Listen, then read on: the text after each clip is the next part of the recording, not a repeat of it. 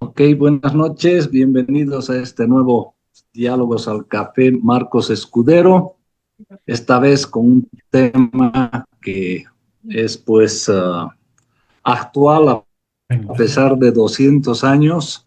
Bueno, esta noche tenemos como tema Bolivia Bicentenario de qué. Así que para encarar este desafío de Diálogos al Café, tenemos y les agradecemos la presencia tanto de Walter Awad y de Gonzalo Mendieta. Sobre todo me alegra que esté Gonzalo porque es bastante quita, como decimos en la yachta. No sé si sabes qué es quita, es aquel que se corre. Así que le agradecemos pues que esté. En cambio, Walter es asiduo y muy fiel seguidor de este nuestro espacio. Bueno, con la presencia de ambos, vamos a iniciar esta sesión y lo vamos a hacer en una forma tal de diálogo que enriquezca pues los elementos que son las incógnitas que estaban en la presentación que ha puesto Roberto. Y yo, para calentar motores, quisiera leer algo que publiqué justamente hace 10 años en un artículo que lo llamé El largo y sinuoso parto libertario del Alto Perú.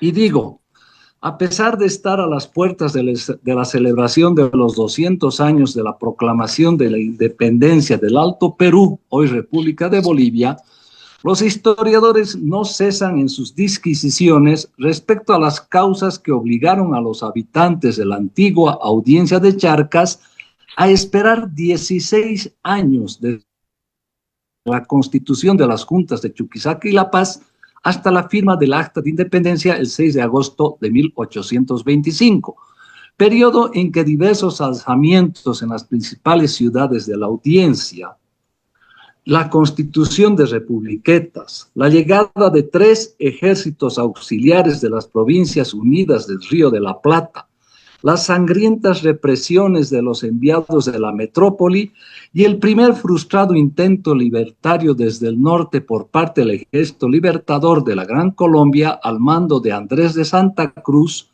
al fin tiene su punto de inflexión definitiva con la entrada a la paz del ejército victorioso en Ayacucho. Ciertamente fueron 16 años de incertidumbre para los hombres y mujeres que habitaban este territorio, en los que se intercalaron momentos de lucha, de zozobra y de tensa calma, antes de que Sucre, aconsejado por el doctor altoperuano Casimiro Olañeta y contra los deseos de Bolívar, emite el decreto de convocatoria a la asamblea que definiría el futuro del Alto Perú.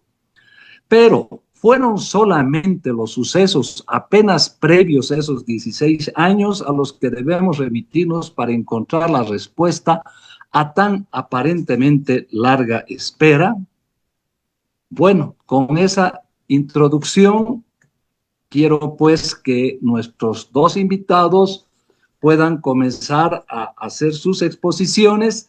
Gracias, Walter. Uy, bueno, el tema de Pedro Blanco y Gamarra es entrar en terrenos cenagosos y por suerte no está aquí Álvaro Moscoso, porque te hubiera saltado a la yugular, pero es un tema que algún rato hay que discutirlo. Yo no coincido con tu criterio, pero bueno, no es este el momento de entrar en esa polémica. En lo que sí estoy de acuerdo contigo es que Olañeta no era dos caras, era un hombre que tenía una idea muy bien estructurada y pues es consecuente con esa idea en todo momento, más bien, ¿no? No sé, Gonzalo, ¿qué dices tú? En los escritos que reúne un pariente suyo, un pariente de Olañeta en el siglo XIX, que es Juan José Fernández de Campero, porque por madre Casimiro era descendiente del marqués de Tojo y Yavi, y los Fernández Campero, por lo visto, se interesan en el pariente, y de hecho él es el colector de sus escritos. Y en ese libro en una defensa que hace de su carrera Olañeta, dice, yo no he sido leal a las personas, sino a las ideas, ¿no? Y claro, yo creo que él tenía un sentido de realidad más desarrollado que los caudillos.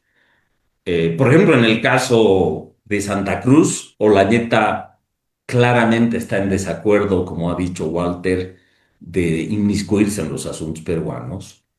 Cree que eso va a traer mucha cola y mucha discordia porque va a preocupar a otros poderes regionales, que es exactamente lo que pasa, ¿no? Pasa con Rosas y pasa con la famosa Carta de Portales, en la que dice, bueno, ese país, o sea, si el Perú se reúne con Bolivia, van a terminar siendo más poderosos que nosotros, aunque nosotros tenemos más tesón. Es una curiosa, a mí parece que tiene una, Portales tiene una claridad psicológica, porque evidentemente ellos creo que terminaron demostrando que eran más fieros, ¿no? Pero, claro, nace la preocupación y también nace la preocupación en la Argentina, ¿no? Y algo que siempre nos ha incomodado es eso, que creo que un extranjero observador podría diagnosticar sin tanto miramiento, que es el país tapón. O sea, no creo que sea esa la única causa de nuestra existencia, pero sin duda equilibra poderes, ¿no? Hace que los distintos actores regionales se preocupen menos de que uno de ellos rompa el balance de poder. Porque aunque eso explícitamente comienzan a usarlo los peruanos más tarde y después los chilenos, también copiamos, eh, digamos, la doctrina inglesa de en Europa no puede primar una potencia porque eso es un peligro para todos. Entonces hay que tratar, es una doctrina realista del balance de poder. Y evidentemente la Confederación rompe el balance de poder. Rompe el balance de poder haciendo varias cosas. Una de ellas, preocupando a Lima, porque Lima siempre estuvo recelosa de que las tierras altas buscaran recuperar su contacto natural con Tacna y Arica. Y más allá, con el sur peruano, con Arequipa, que en realidad es una extensión muy propia, digamos, de esta tierra más que del norte peruano, ¿no? Entonces, ahí está, por ejemplo, engendrado un problema. Un segundo problema del nacimiento boliviano es ese, nuestro puerto natural, Tacna, los pueblos del sur peruano, con los que se tenía mucho contacto, terminan siendo cercenados y varios presidentes se dan cuenta de esa necesidad. Santa Cruz primero juega a un lado como presidente peruano, después juega al otro en una negociación precisamente con Gamarra y se da cuenta de eso. Vallivian también se da cuenta de esa ausencia y como él después de la batalla de Ingavi ocupa las provincias de Puno y Moquegua, trata de hacer algo. Al final solo obtiene un tratado de comercio, pero es curioso que la memoria de la Confederación seguía funcionando en todos, ¿no? El propio Vallivian tampoco quería desatar más furias chilenas. De hecho, en plena invasión de Vallivian al Perú, viene un delegado peruano a negociar a la paz y acompañado del ministro plenipotenciario chileno en Lima, como para mostrar cuán sensible era toda esta dinámica, ¿no? Otra cosa que creo que comienza a ser constante, que Walter la apunta con buen ojo en su libro, y es el hecho de que, claro, nos estrenamos con golpe, ¿no? O sea, nuestra primera transmisión de mando es con golpe. Si no contamos a Bolívar en los primeros meses y a Sucre después, claro, es revuelta tras revuelta y cuando entra Pedro Blanco es otra revuelta. No sé si afiliarme a la tesis benigna de Walter de que Pedro Blanco es ejecutado por unos soldados y no, como se decía, por el sable de Vallivian y Armaza, que es una discusión, me imagino, histórica entre ambas familias. Pero también hay que darse cuenta de algo, que es los nacionalismos estaban pues apenas naciendo, ¿no? Entonces, para alguien como Blanco, afiliarse al gamarrismo tampoco ha debido ser tan antinatura como lo veríamos hoy, ¿no? De hecho, ya en los años 40, cuando llegan los primeros encargados de asuntos diplomáticos de Estados Unidos, uno de ellos cuenta una cosa que es fabulosa. Obviamente ya es de memoria porque la batalla de Ingabio ha ocurrido hace mucho, pero él dice, en este país ocurre que, por ejemplo, el presidente Vallivian estaba exiliado por Velasco. Velasco, recordemos, es después de Guilarte, tiene un gobierno de un año finalizada la Confederación, y él dice, Vallivian estaba exiliado en el Perú, viene con fuerzas peruanas al territorio boliviano para conspirar y se da la vuelta. A mí me ha parecido fabuloso. Creo que es una versión muy alternativa y libre, pero claro, la visión de el único orden posible era de los caudillos militares.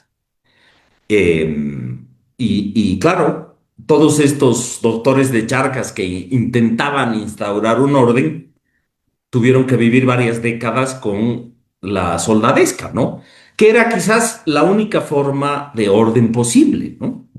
A diferencia de lo que ocurrió, por ejemplo, en Chile, donde por su aislamiento ellos continuaron nomás el orden colonial.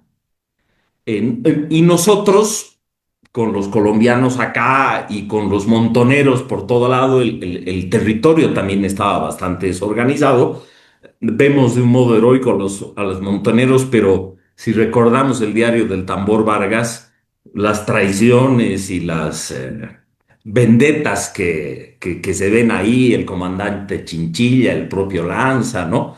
Muestran, claro, un escenario más parecido a las breves conflagraciones políticas que aún seguimos teniendo, que a, digamos, una guerra épica de guerrilleros luchando para liberar un territorio.